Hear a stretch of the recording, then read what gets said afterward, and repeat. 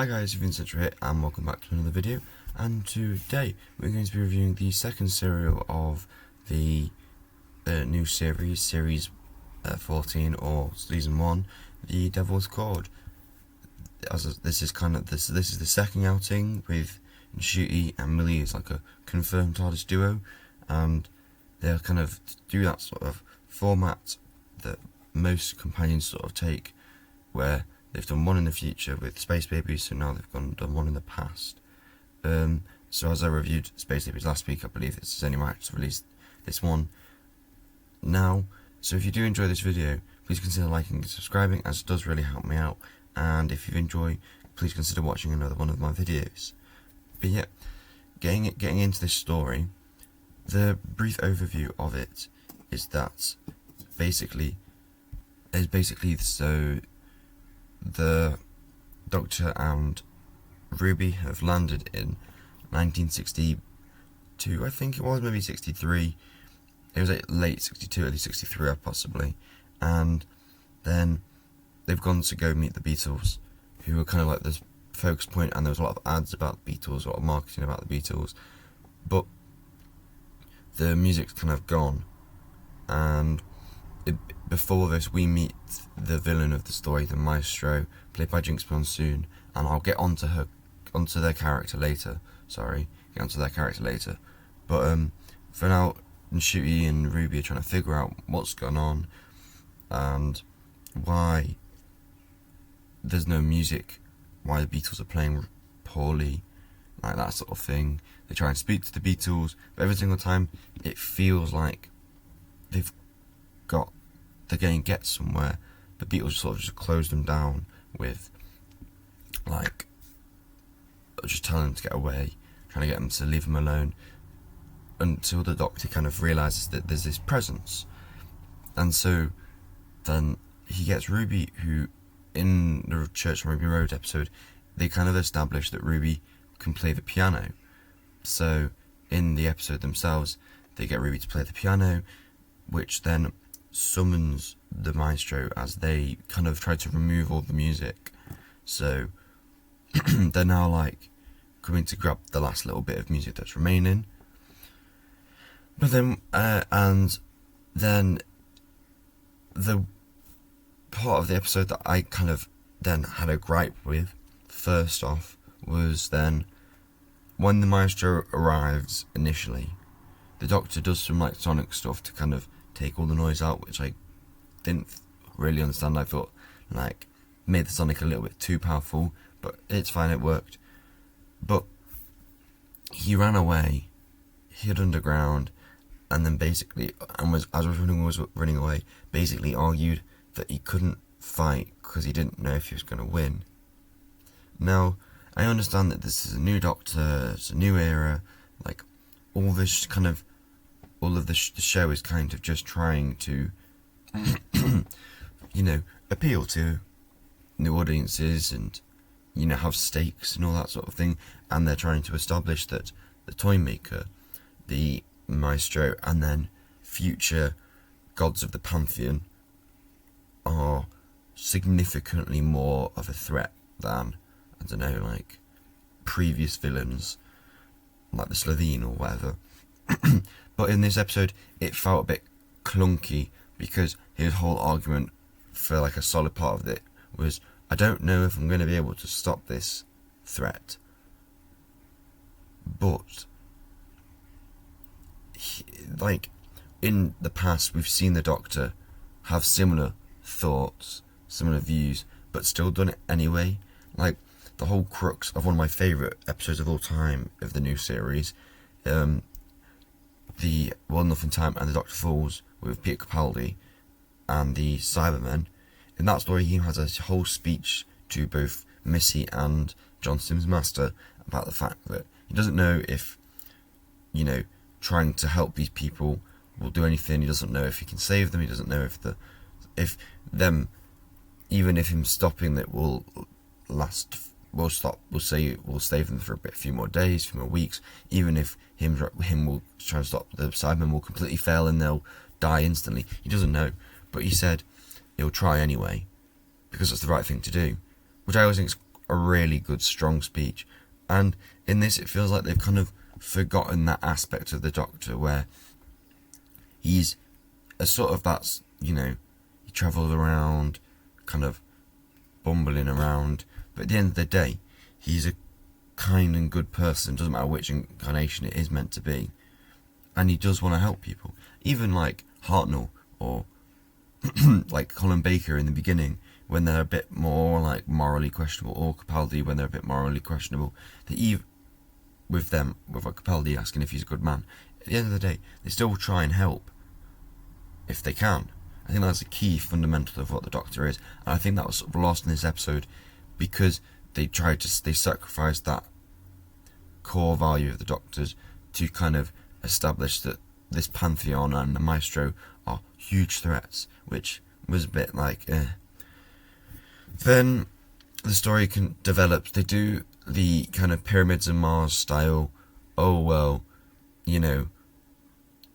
Ruby goes, Earth doesn't end in 1963, I'm from 2024, and the Doctor's like, okay, and then he takes it to present day 2024, and it's all in ruins, very much akin to Pyramids on Mars, where Sarah Jane says, well, we know that the world doesn't end in 1911, I'm from 1980s, so, again, that sort of was like a nice homage to Pyramids of Mars, and I think it showed that stake again for viewers to understand how the time travel works in this show a bit better, and how, it's not set acts that in the past do affect the future, that sort of thing, and how actions can ripple. Anyway, then we sort of then have the Doctor and conference, the Maestro, and I'll speak a bit about the Maestro. We already met them at the very beginning of the episode when they did the kind of title Devil's Chord. It was wrote, and I think that's like summoned the Maestro into the kind of existence. Overall, I think the Maestro was okay. I think the Toymaker was a better villain. I think Neil Patrick Harris played the Toymaker with a better kind of sophistication. I would argue at some points the Maestro felt like they were playing it well. I'm not saying that. I think Jinx Monsoon played the Maestro pretty well. I think she was really good at kind of like really exaggerating everything, and when they did the battle with the music, that was brilliant. I thought that was quite a brilliant way of doing it, and it was quite funny and all that sort of thing. I just think that the way that it was wrote, you could argue it kind of felt a bit too overplayed and a bit too kind of like over the top, and I think it's a problem that Rusty D. Davies characters have had before. I think you could definitely argue that John Sims Master had that problem when Rusty D. Davies wrote for that character in the Sound of Drums, That's the Time Lords, and especially in the End of Time. And other characters, again, I think it's sometimes went a bit too far and have devolved into something that wasn't particularly like as believable. It became a bit too overplayed, but that's no discredit to the actor, because I think they play it really, really well. I think they play that part that they've probably been asked to play really, really well. So it's no discredit to them. It's just a critique of the writing choice for them. I think it felt a little bit too like, they are the god of music. That's kind of established. They are the god of music, similar to how the Toymaker's the god of games, Trickster's the god of traps. But I think when you watch the Giggle, the Toymaker has a bit more nuance behind him, and he's a bit more like manipulative, and I think it just makes him a stronger character. And even with the Trickster back in Sarah Jane Adventures, he's not super loud in your face. He plays it smart. He's kind of in the shadows. I just think those are written better than this one, because I think it felt a bit more overplayed. in your face, but it kind of developed into more it felt almost a little bit one-dimensional. It's all about the music. There's no nuance to the character. But again, I think that's no discredit to the actor. I think they play what they've probably been told to play perfectly. It's more of a critique of how Rusty Davies has created the character and how they've wanted that character to be implemented, as I think is the main issue with it.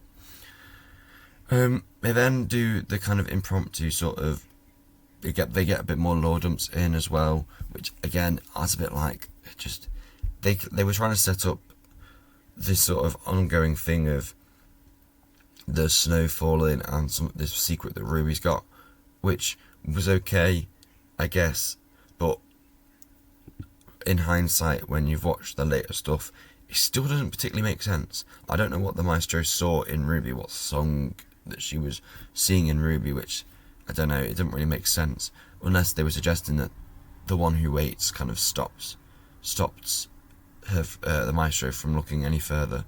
But it was a bit, I don't think that's been explained very well, personally. I think that's kind of, he's kind of got into that point where I think he's almost tried to make the kind of mystery be anything, so that fans can't predict what the mystery is, meaning that when the payoff happens, it doesn't feel like satisfying, because it's kind of like, yeah, but it doesn't really make sense, because he's tried so hard to try and make it sure that fans can't figure out what the kind of reveal of Ruby's secret is.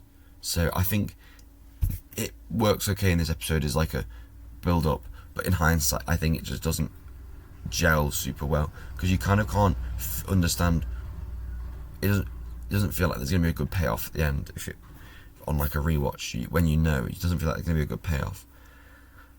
As for the TARDIS team themselves, I think Ncuti plays the Doctor well in this one. He's probably better in this than he was in Space Babies, but I still don't think I've fully clicked with him yet. And I just think sometimes, again, I think similar to the Maestro character, I think I don't have a particular problem with him. I think he's an okay actor. I think he can play the role that he's been told to play. I just think, yet again, I think Rusty Davies has created the Doctor, and I just think there's a few times where I've gone, from a writing perspective, I just don't think that's how I'd imagine the Doctor to react, or I just don't think that's how they should do it. And I just think that's been the problem of these last two episodes for the Doctor, and especially later on in the other stuff penned by Rusty Davies. It's again a recurring problem of, it feels a little bit like Ncuti Gatwa's kind of Doctor. He can play the Doctor well, but I just don't think what well is for Rusty Davies exactly gels super for me.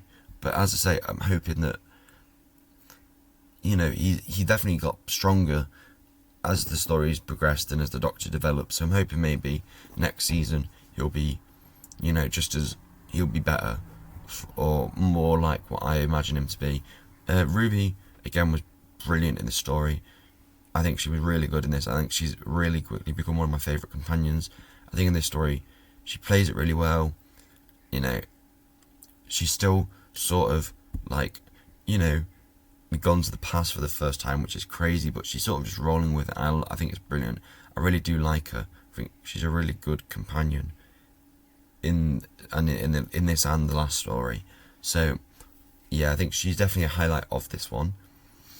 The only other thing that I have to mention, because these came out on this one and the first story, Space Babies, came out on a double feature in the UK where I live at midnight, and so I watched The Devil's Chord after the Space Babies, and I'm watching The Devil's Chord at like 1:45, finished at like 1:30.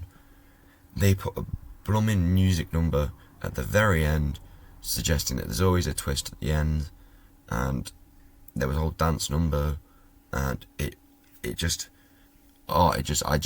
thought it was horrible. I did not understand why they needed to have a dance number in. Like, you know, I can understand maybe wanting to do a more musically inclined episode. Like, if I don't know if anyone's ever watched Buffy the Vampire Slayer, but there's a music episode in the 6th series of that.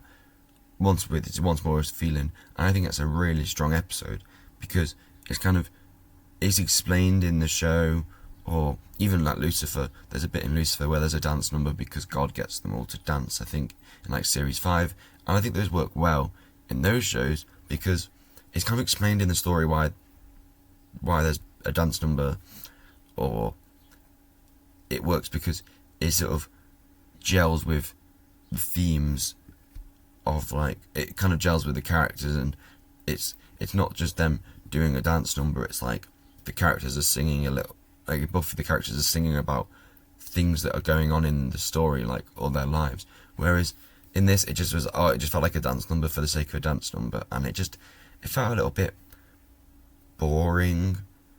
I was a bit like watching it going, oh, why is this a thing?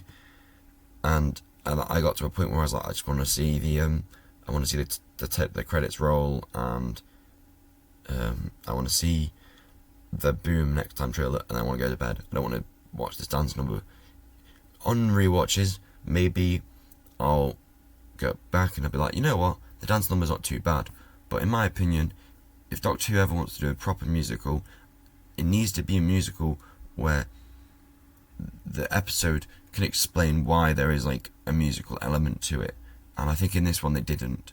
It just felt like they tacked it on to the end because they could, and it just felt a bit like pointless in many respects. They could have spent the time that they used doing that dance number to, you know, have a bit more character in the Doctor or something like that. But I don't know. But I just didn't think it was well implemented in my opinion. But anyway, that's just my opinions of this episode. Overall, it's probably about 6 out of 10 for me. I think there's things that it's done well. I personally don't think it was as good as the Space Babies one, but it wasn't an awful story by any means. I just don't think I clicked with it as much as I was hoping to, because it was marketed quite heavily and I was quite looking forward to it. But yeah, if you have enjoyed this video, please consider liking and subscribing, as it does quite help me out. And if you have enjoyed this, please consider watching another one of my videos. But yeah, see ya.